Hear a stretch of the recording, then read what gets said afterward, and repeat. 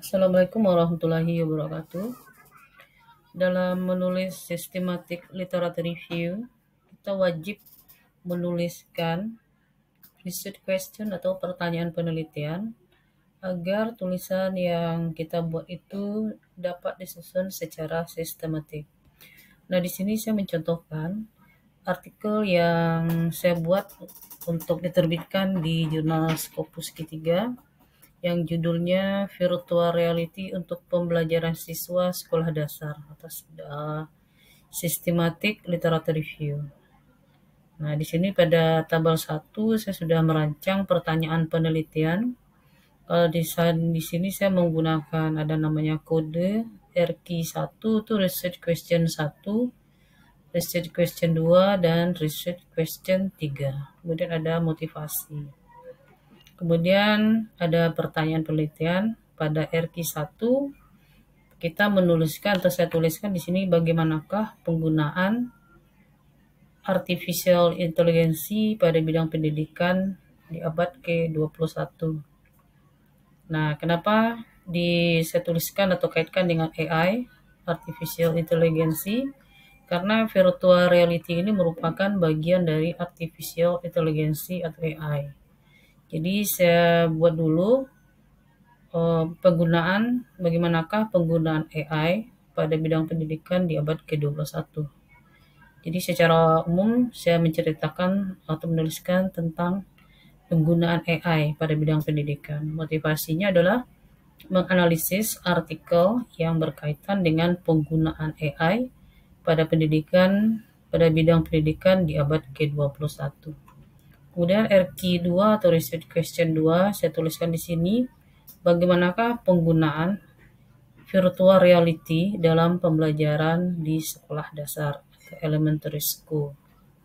Motivasinya adalah menganalisis artikel yang berkaitan dengan penggunaan VR dalam pembelajaran di sekolah dasar. Ini kedahuluan ya VR-nya. Penggunaan VR dalam pembelajaran di sekolah dasar atau elementary school.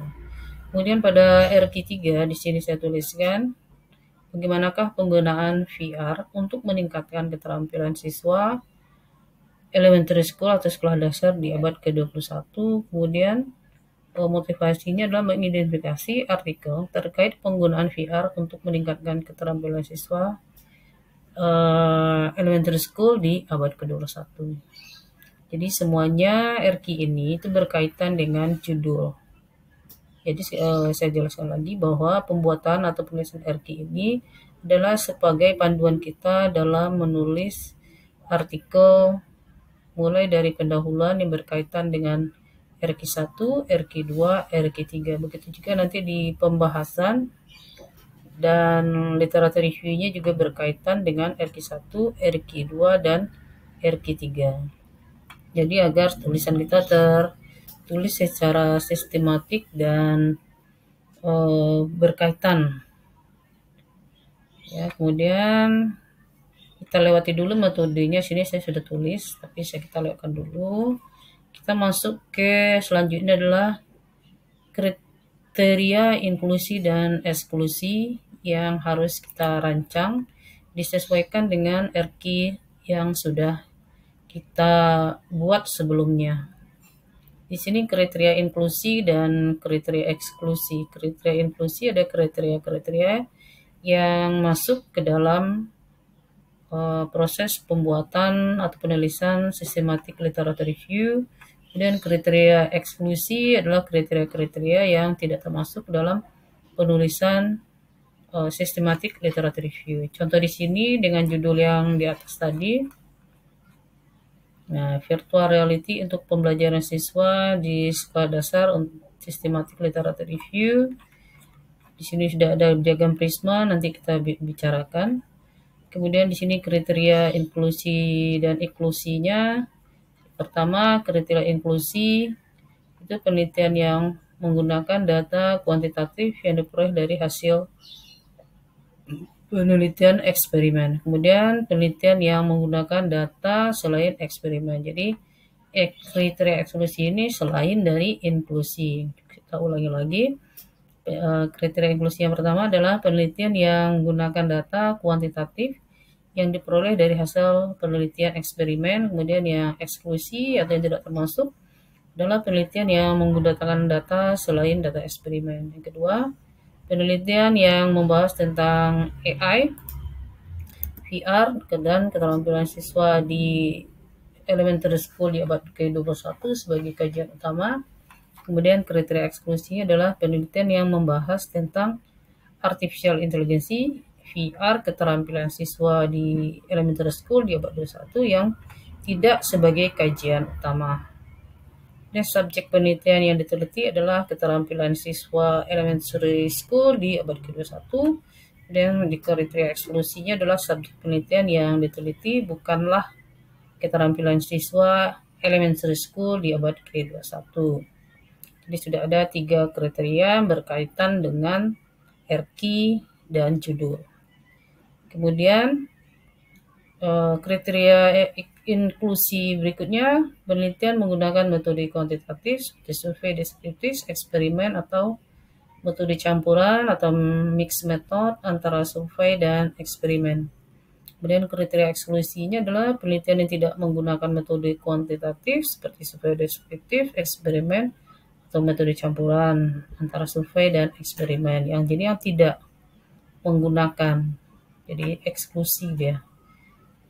Kriteria berikutnya adalah penelitian yang diterbitkan oleh penerbit internasional dan nasional dari 3 database yaitu Web of Science, Scopus, dan Google Scholar yang memiliki Digital Object Identifier atau DOI dan atau memiliki ISSN. Nah, eksklusinya penelitian yang diterbitkan oleh penerbit internasional atau nasional di luar kriteria inklusi. Jadi mudah ya cara menuliskan kriteria inklusi dan eksklusi dalam penulisan Systematic Literature Review. Berikutnya adalah tahun penerbitan antara tahun 2010 dan hingga ya sampai dengan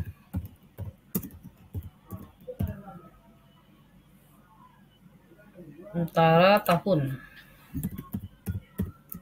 2010 sampai dengan 2023. Jadi terserah Bapak Ibu menentukan rank tahunnya. Kalau di sini saya tuliskan 2010 sampai 2023, jadi Bapak Ibu bebas menentukannya sendiri atau memilihnya. Kemudian tahun terbit di luar rentang tahun 2010 hingga atau sampai dengan 2023.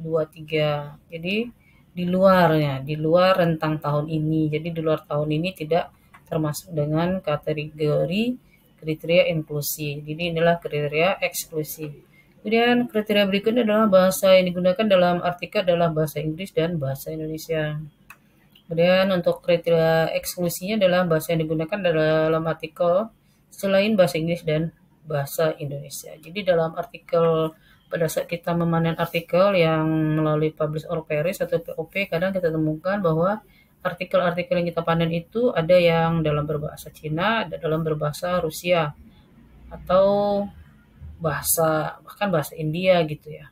Jadi itu bukan termasuk kriteria inklusi. Jadi itu termasuk kriteria eksklusi. Berarti itu tidak kita masukkan dalam proses literatur review nantinya. Jadi saya tentukan di sini bahwa bahasa yang digunakan dalam artikel adalah bahasa Inggris dan bahasa Indonesia. Sedangkan selain dari bahasa Inggris dan bahasa Indonesia itu tidak termasuk atau termasuk ke dalam kriteria eksklusi. Jadi demikian Bapak Ibu dalam penulisan Systematic Literature Review kita wajib menentukan kriteria inklusi dan eksklusi dalam pemilihan artikel potensial dalam melakukan review atau Systematic Literature Review. Jika ada pertanyaan, silakan dituliskan di kolom komentar. Nanti kalau bisa saya jawab pertanyaan-pertanyaan dari Bapak Ibu. Jadi kita lanjut dengan cara menuliskan metode dalam penulisan Systematic Literature Review. Ini sudah ada, nanti kita lanjutkan ke video berikutnya. Assalamualaikum warahmatullahi wabarakatuh.